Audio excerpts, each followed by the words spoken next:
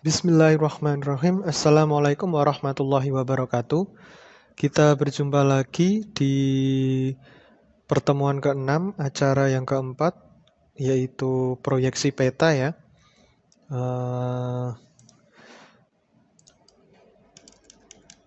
Proyeksi peta. Semoga ini semuanya diberi kesehatan ya, masih diberi kesehatan sehingga bisa mengikuti perkuliahan ini dengan baik. Oke. Sebelum kita menginjak ke proyeksi peta itu sendiri, kita harus mulai dulu dari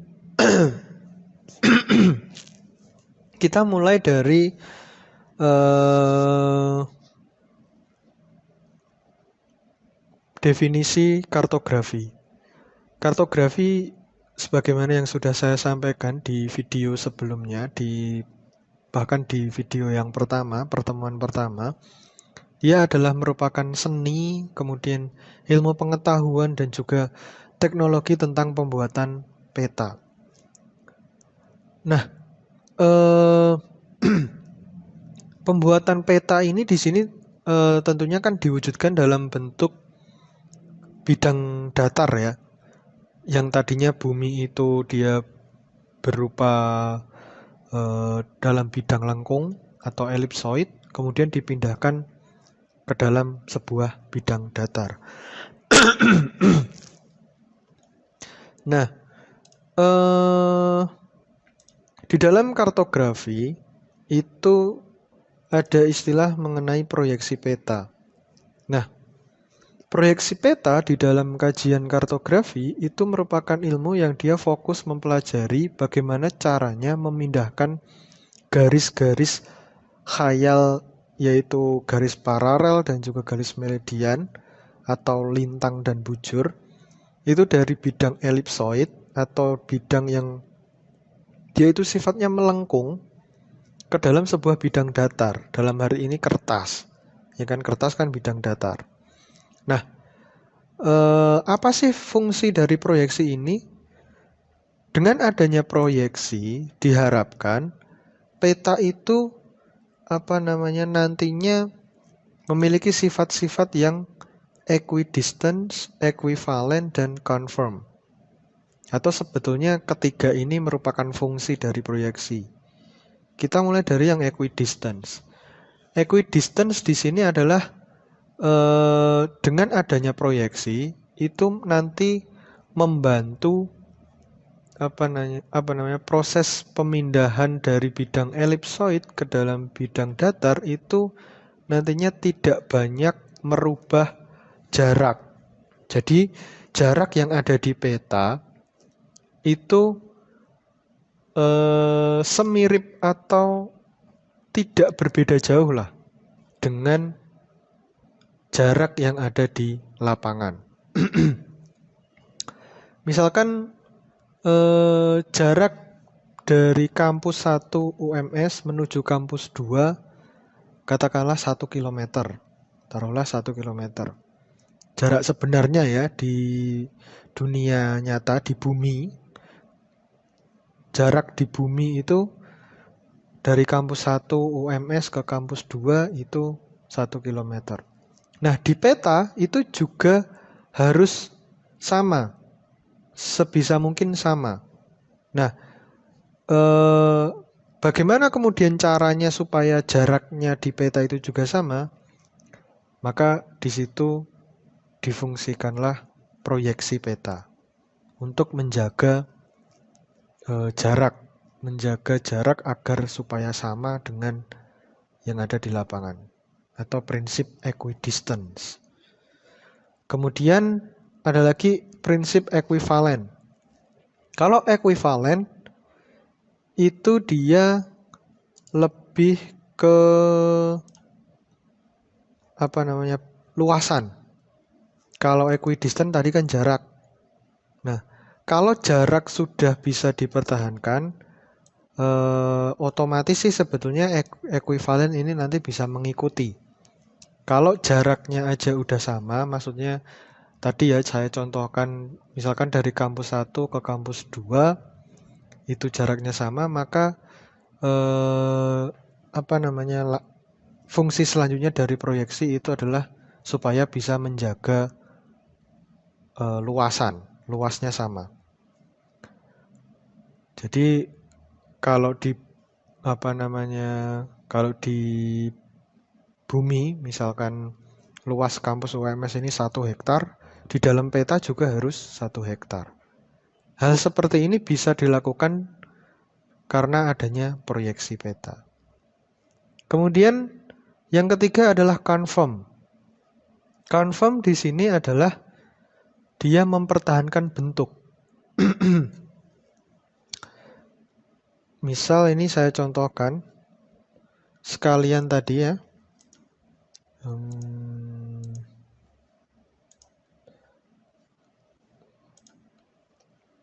Ini adalah Google Earth. Nah, kalau Anda pernah buka Google Earth ya, di situ kelihatan bumi kita itu dia bentuknya bulat atau tadi yang disebut sebagai bidang ellipsoid tadi. Bidang yang melengkung ya.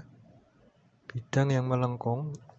Bidang yang melengkung ini kemudian dipindahkan dalam suatu bidang datar yang pada akhirnya nanti jadinya seperti ini. Saya nggak bisa nemukan Google Earth. Ini saya sudah dipin tapi kok nggak. Jadi dari yang seperti ini menjadi ke dalam bidang datar. Nah, kurang lebih seperti inilah. Ilustrasinya kurang lebih dari yang tadi dari bulat atau bidang elipsoid dipindahkan menjadi bidang datar seperti ini. Atau supaya bisa seperti ini membutuhkan tadi proyeksi peta ya. Jadi untuk memindahkan bumi dari bidang yang elipsoid ke dalam sebuah bidang yang datar itu dibutuhkan proyeksi peta, dan proyeksi petanya sendiri untuk mempertahankan jarak, kemudian luasan dan bentuk. Misalkan di bumi kita yang sebenarnya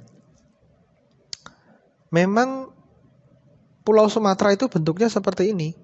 Nah, di peta itu juga bentuknya harus seperti ini. Nah, itu prinsip confirm. Kemudian jarak tadi ya. Kalau jarak dari kampus 1 ke kampus 2 UMS itu 1 kilo di bumi, maka di peta juga harus 1 kilo. Luasan juga seperti itu. Kampus UMS itu luasannya 1 hektar di bumi, maka di peta luasannya juga harus 1 hektar. Hal yang seperti itu bisa terwujud karena kalau kita menggunakan proyeksi dalam menggambar peta. Gitu. Nah,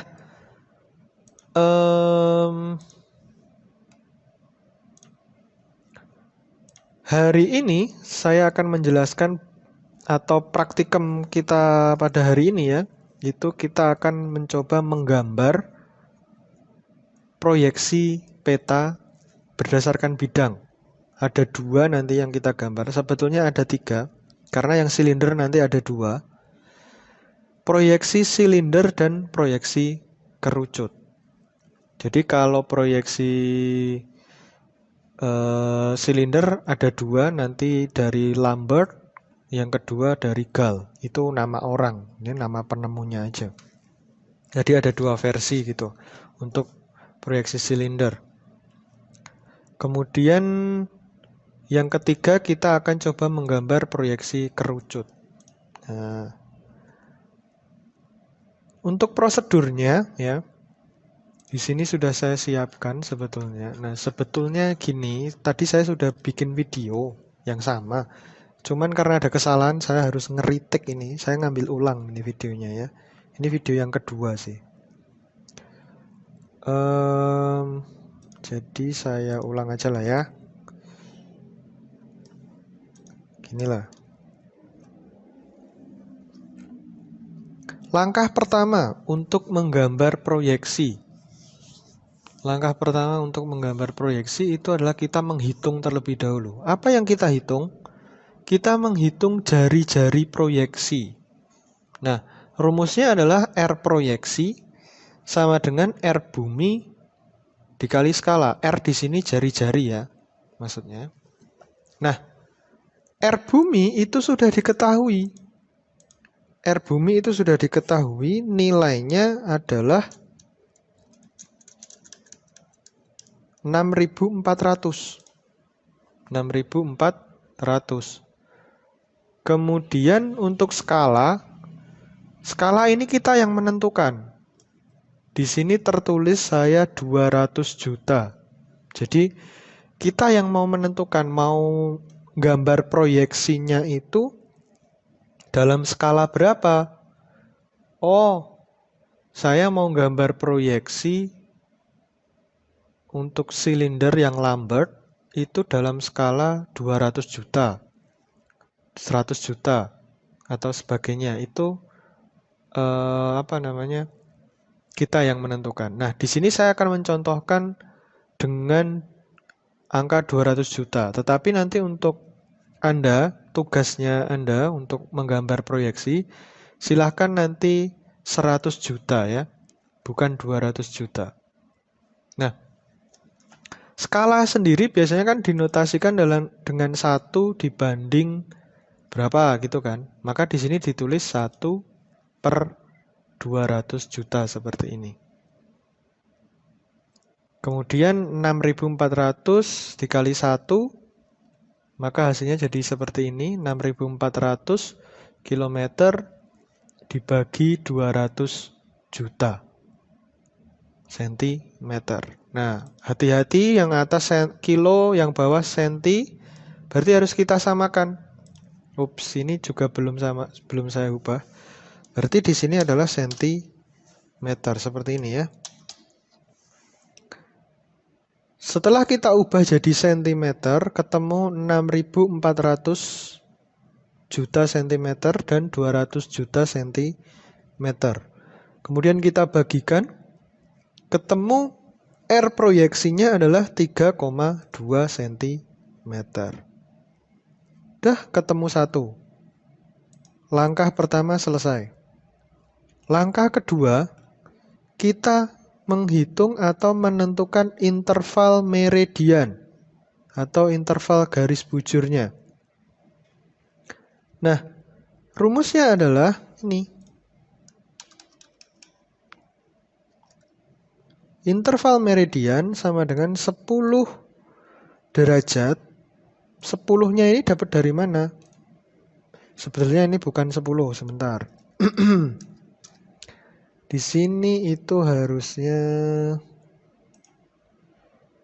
alfa. Alfanya mana ya? Alfa per 360 derajat dikali 2 PR proyeksi. Interval meridian sama dengan alfa dibagi 360 derajat dikali 2 PR proyeksi. Lah, alfanya ini kita dapat dari mana? Alfanya ini dapat dari peta dasar atau guide map. Guide map-nya nanti akan saya lampirkan. Silakan dicetak dalam kertas A3. Jadi yang ini. Jadi peta ini silakan dicetak dalam kertas A3. Terus mana tadi Pak? Yang 10. Yang 10 ya. Kita lihat di interval bujurnya ini. Di interval bujurnya yang paling paling kiri, sorry. Di sini tertulis, sebetulnya yang paling kanan itu yang sebelah sini ya. Sebentar. Open with 3D Paint.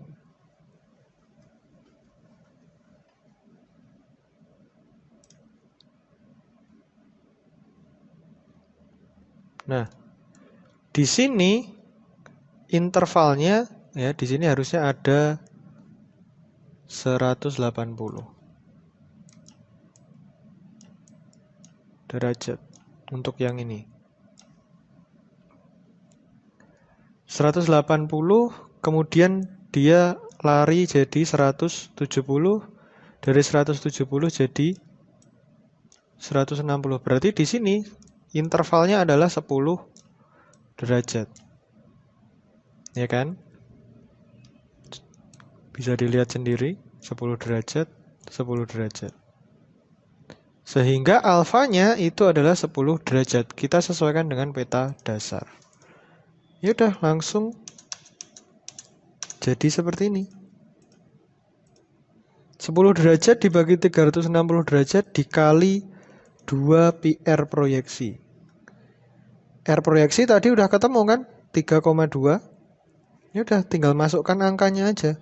Interval meridian 10 derajat dibagi 360 derajat dikali 2 dikali 3,14 dikali 3,2 cm. Ketemu jawabannya adalah 0,6 cm. Langkah kedua sudah selesai. Langkah ketiga, menentukan jumlah meridian. Jumlah meridian itu tinggal 360 dibagi alfa. Alfanya tadi 10, ya udah berarti 360 dibagi 10, 36. Kemudian langkah keempat, menghitung panjang ekuator. Panjang ekuator itu bisa diketahui dengan mengalikan antara interval meridian dikali jumlah meridian. Intervalnya tadi berapa? Tinggal kita lihat di atas. 0,6 cm. Jumlah meridiannya 36. Ya udah, 0,6 dikali 36 ketemunya 21,6 cm. Nah, setelah ini selesai, kemudian tinggal kita lukis jaring-jaring proyeksinya. Gimana cara melukisnya? Cara melukis untuk jaring-jaring proyeksi akan saya jelaskan di video selanjutnya ya. Jadi terpisah videonya. Di video yang selanjutnya itu hanya akan fokus bagaimana menggambar jaring-jaring proyeksi tersebut. Jadi nanti bagaimana cara menggambarnya akan saya tunjukkan melalui video tersebut. Nah, di sini tahap persiapan aja. Kalau video yang ini tahap persiapan untuk menggambar proyeksi saya jelaskan di sini. Terus nanti proses penggambarannya itu ada di video yang selanjutnya. Kemudian untuk proyeksi yang GAL sama. Yang pertama kita harus menentukan R proyeksi dulu. Menghitung ya. Menghitung R proyeksi. Karena R proyeksi sudah dihitung, ya kan? Sama dengan yang ini R proyeksinya. Karena skalanya juga sama 200 juta, tapi nanti Anda tugasnya pakai 100 juta ya. Bukan 200 juta, jadi dihitung sendiri lagi nanti. Dihitung sendiri lagi.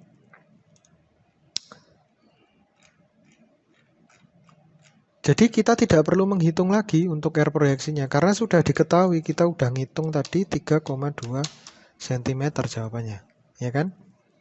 Nah, adapun yang berbeda di sini adalah menentukan interval meridian. Interval meridian itu bisa kita ketahui atau kita bisa hitung dengan rumus yang sama sebetulnya, tapi ada tambahan. Tambahnya di sini adalah cos 45 derajat. Interval meridian sama dengan alfa dibagi 360 derajat dikali 2 pi R proyeksi dikali cos 45 derajat. Ya udah, tinggal tambahkan aja cos 45 derajat ini berapa. Berarti ini kita hitung dulu. Gini, kita hitung dulu yang ini. Sorry, salah. Benar yang ini yang dihapus. Kita hitung dulu. 10 dibagi 360 dikali 2 dikali 3,14 ya kan, dikali R proyeksinya itu 3,2 dikali cos 45 derajat. Ini kita tulis dulu aja karena keterbatasan fungsi kalkulatornya. Ini kita tulis 0,558 ya hasilnya, 0,558. Kemudian dikali, berarti ini udah enggak ya, tinggal gini aja kan, karena yang ini udah selesai dioperasionalkan. Yang ini, yang saya merah ini ketemu 0,558, kemudian tinggal dikali cos 45. Nah, cos 45 ini kita hitung dulu sendiri. Jadi tinggal kalau di kalkulator tinggal 45, kemudian pilih di trigonometri, pilih cos. Ketemu di sini 0,707. Ya udah tinggal tulis aja ini. 0,707. Tinggal kita kalikan.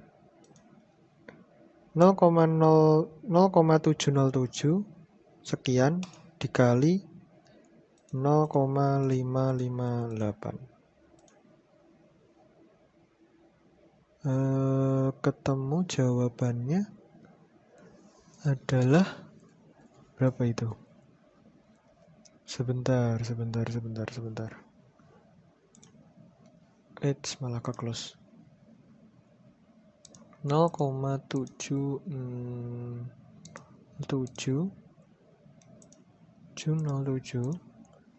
dikali 0,558. Ketemu di sini 0,39 atau kita bulatkan jadi 0,4 gitu ya.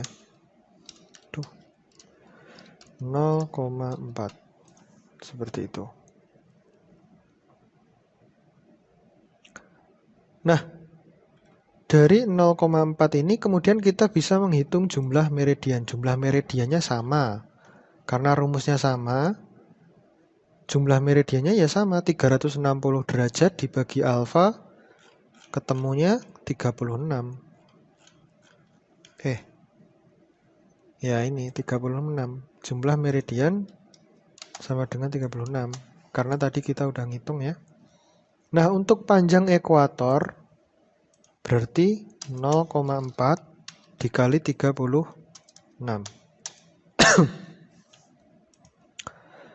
0,4 dikali 36 sama dengan 14,4. 14,4 di sini sentimeter. Nah, setelah selesai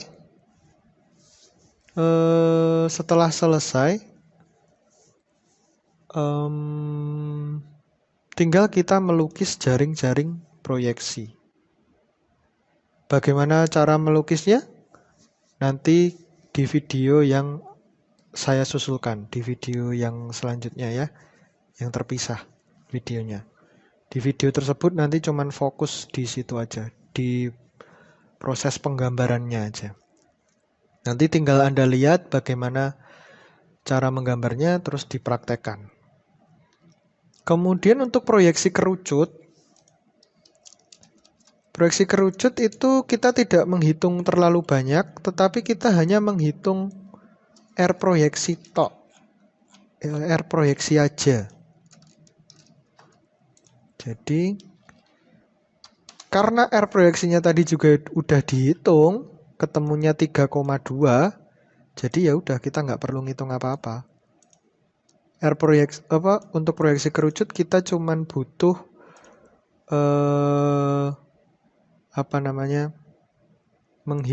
menghitung R proyeksi aja. Ya, jadi tidak membutuhkan hitungan yang lain-lain. Karena R proyeksinya udah ketemu, ya udah kita tinggal tulis 3,2.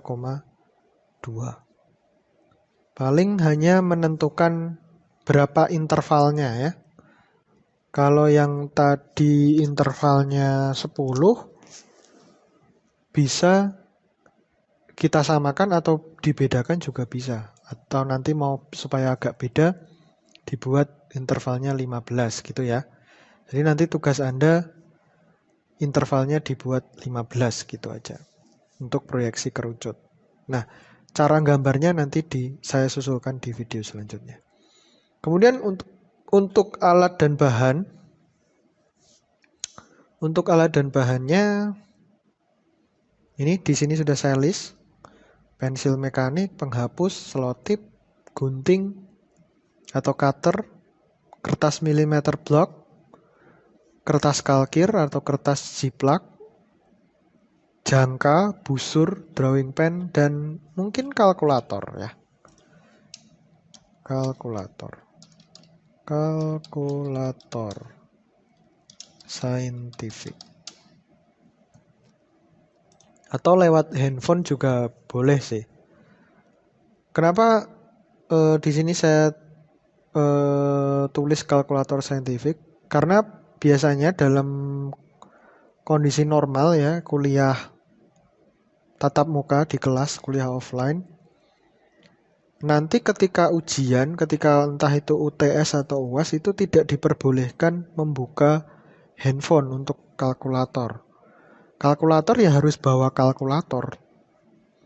Jadi tidak boleh kalkulatornya menggunakan handphone. Kalau dalam kondisi kuliah normal ya, ujiannya di kampus, UTS dan UASnya di kampus secara offline, itu peraturannya biasanya begitu.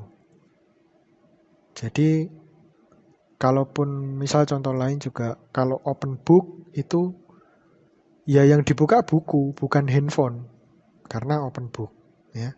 Jadi beda dosen biasanya beda peraturan. Ada dosen yang kalau open book itu ya boleh buka semuanya, termasuk internet, catatan, dan lain sebagainya. Ada juga dosen yang open book ya berarti yang dibuka itu buku, bukan open handphone atau open gadget. Seperti itu. Saya kira itu dulu. Nanti kita sambung di video selanjutnya untuk cara penggambarannya atau bagaimana menggambarnya. Menggambar dari 3 proyeksi ini ya. Anda siapkan dulu alat-alat yang saya tulis di sini. Itu aja, kita sambung di video selanjutnya. Kurang lebihnya saya mohon maaf. Bila taufiq wal hidayah. Wassalamualaikum warahmatullahi wabarakatuh.